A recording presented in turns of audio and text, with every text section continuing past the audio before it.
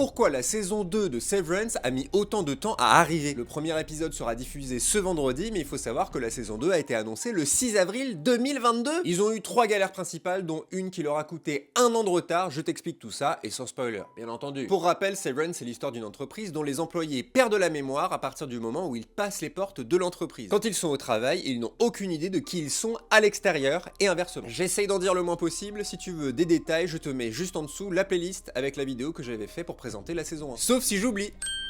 La saison 1 de Severance a été acclamée dès sa sortie en 2022, Apple TV+ a rapidement annoncé une saison 2 qui a mis plus de 2 ans à sortir. La première raison, c'est que ses créateurs Dan Erickson et Ben Stiller ont voulu faire ça bien. Oui, si tu le savais pas, c'est en partie Ben Stiller qui est derrière cette série. C'est le gars de Marie à tout prix, Zoolander et Tonnerre sous les tropiques. Un homme de talent visiblement. Ils ont eux-mêmes créé des personnages complexes avec parfois plusieurs personnages dans un seul personnage, et bah ça fait beaucoup de personnages. Abonne-toi. Ils se disent perfectionnistes et ça se ressent dans la qualité générale de la série, mais ça s'est retourné contre eux. Par exemple, ils ont expliqué que certaines idées qu'ils avaient écrites ne fonctionnaient pas au tournage, ils ont dû recommencer plusieurs fois, voire abandonner certaines idées. Mais c'est pas fini! La galère suivante, c'est l'humain. On n'a pas encore parlé de Mark Friedman, qu'on peut lui aussi considérer comme un showrunner avec Dan Erickson, et bah justement, les deux se sont détestés. On parle de graves différends et d'une ambiance toxique sur le tournage. Mark Friedman voulait carrément quitter la série, mais Ben Stiller l'a convaincu de rester. Par contre, tout le processus a été modifié, au point que certaines parties du scénario et le budget se sont envolés. Pour essayer de changer cette ambiance de merde, Ben Stiller a embauché Bo Widiman, le créateur de House of Cards, pour rejoindre l'équipe. Visiblement, ça a fonctionné. Mais c'est pas tout! La pire raison, c'est celle-là. Le tournage de la saison 2 a commencé en octobre 2022 et il a été interrompu en mai 2023 par